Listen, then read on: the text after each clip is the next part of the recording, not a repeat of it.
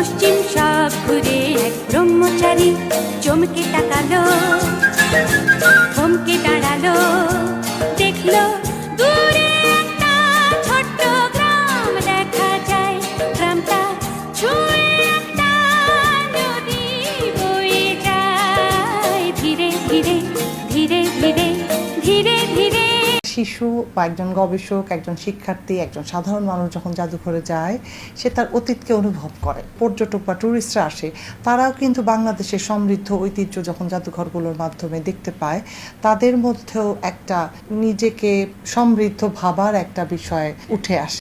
আমরা ব্রেইল পদ্ধতিতে ইতিমধ্যে আমাদের বেশিরভাগ জাদুঘরের সংক্ষিপ্ত তথ্যপত্র আমরা প্রকাশ করেছি। বাক প্রতিবন্ধী বা যে বন্ধুরা আছেন আমাদের, তাদের জন্য আমরা সাইন ল্যাঙ্গুয়েজে, ইশারা ভাষায় আমরা কিছু ভিডিও কন্টেন্ট তৈরি করেছি।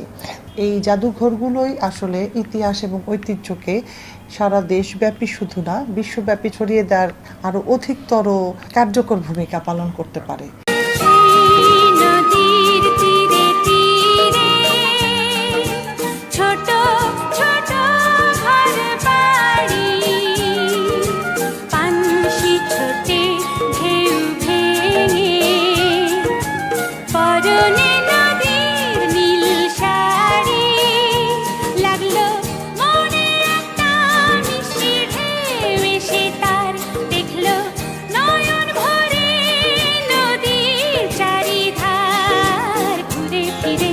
ঘুরে ফিরে